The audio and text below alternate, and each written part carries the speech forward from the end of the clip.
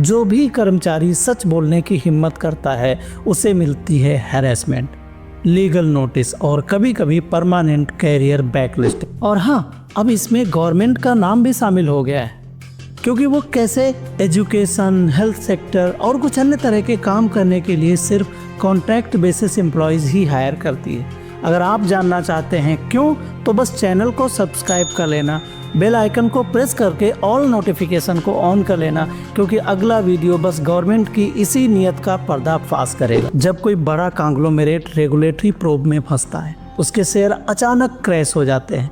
जब कोई whistle blower public में आता है और सालों तक केस चलता रहता है, उसे जस्टिस नहीं मिलता।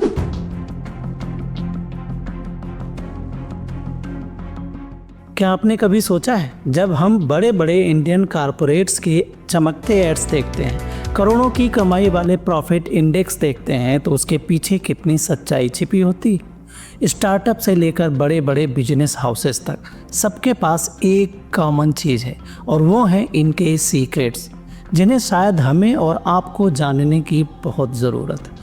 आज के इस वीडियो में हम उन कारपोरेट्स के सीक्रेट्स खोलेंगे जिन्हें जानकर आप सोचेंगे, क्या ये वही कंपनियां हैं जिन पर हम सब भरोसा करते हैं। नमस्कार, मैं बीडी वर्मा, सर्टिफाइड ट्रेनर और कोच। स्वागत है आपका हमारे चैनल पर, जहां हम जिंदगी का और लीडरशिप के सबसे बड़े लेसन सीखते हैं। तो दोस्तों, चैनल को सब्सक्राइब जरूर कर लेना, वीडियो को लाइक कर देना और शेयर करके अपने दोस्तों तक इस वीडियो को जरूर पहुंचाना। Regulatory scams, whistle blower harassment, contract slavery, mental health crisis और क्रॉनी कैपिटलिज्म, मतलब बिजनेस लीडर्स का गवर्नमेंट अधिकारियों के साथ एक दूसरे के फायदे के लिए स्पेशल रिलेशन। सबसे पहले बात करते हैं उस सीक्रेट की जिससे पूरा शेयर मार्केट तक हिल जाता है। कई बड़े groups inter company loans, offshore accounts और कॉम्प्लेक्स शेयर होल्डिंग स्ट्रक्चर्स बनाते हैं, जिसे आम निवेशक आसानी से समझ नहीं पाते कि असली एक्सपोजर कितना है। और जब अचानक सच बाहर आता है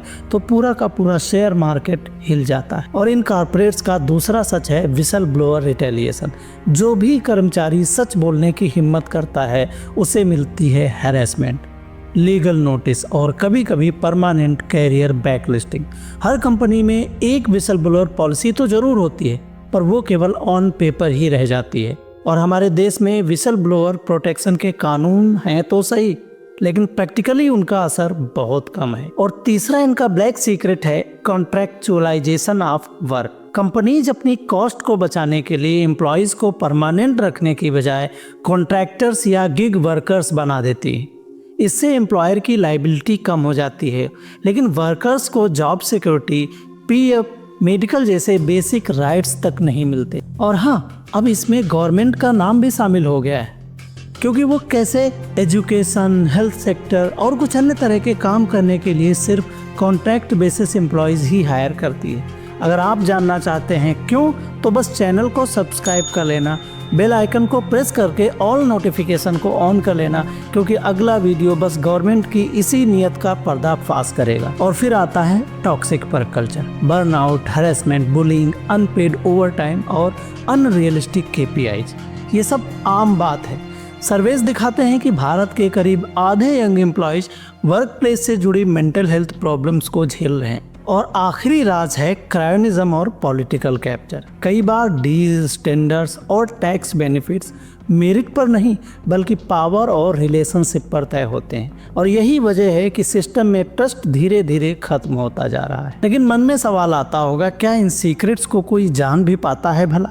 जब कोई बड़ा कांग्लोमेरेट रेगुलेटरी प्रोब में फंसता है, उसके शेयर अचानक क्रैश हो जाते हैं।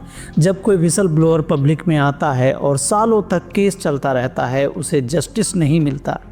यूएसए की बोइंग एयरलाइंस वाली कहानी तो आपको पता ही होगी ना। और जब एक परमानेंट एम्प्लॉयज को निकालकर कॉन्ट्रैक्टर से वही काम आधे पैसे में करवाया जाता है। ऑफिस के अंदर हैरेसमेंट के मामले रिपोर्ट तो होते हैं, पर एक्शन लेने की बजाय कंप्रोमाइज करने का दबाव सबसे ज़्यादा बनाया जाता है। ये आइसोलेटेड इवेंट्स नहीं है, ये एक पैटर्न है, और ये पैटर्न पूरे कॉर्पोरेट इंडिया में बार बार रिपीट होता रहता है। आपसे इतना जरूर कहना चाहूँगा, या तो आपका कोई जानने वाला या आप खुद इसका शिकार कभी हुए जरूर होंगे। और आपको एक बात बताऊँ, इन डार्क सीक्रेट्स की असली कीमत इन दो कास्ट से चुकाई जाती है। पहली, ह्यूमन कास्ट।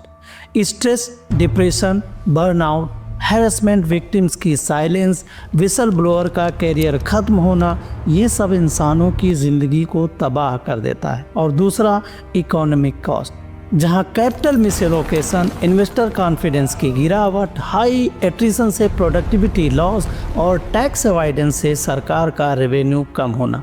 अंत में नुकसान सिर्फ एम्प्लॉय का नहीं होता बल्कि पूरे देश की इकोनॉमी भी सफ़र करती है। लेकिन आप तो सोचते होंगे जब ऐसा है तो ये सब चलता क्यों रहता है, तो आइए वो भी हम समझने की कोशिश करते हैं। सबसे पहला है पावर एसिमेट्री। एम्प्लॉयर के पास रिसोर्सेज और इंफॉर्मेशन होती हैं पर एम्प्लॉयज़ के पास कुछ भी नहीं होता। और दूसरा है रेगुलेटरी गैप्स। कानून तो हैं पर एनफोर्समेंट्स बहुत धीमा है और कमज़ोर भी है। कितनी बार पॉलीथीन बैन के लिए शॉपकीपर्स और यूजर्स को वार्निंग दी गई, पर क्या इसे बनाने वाली कोई कंपनी सील हुई? शायद नहीं। और फिर आता है कंपनी का कल्चर।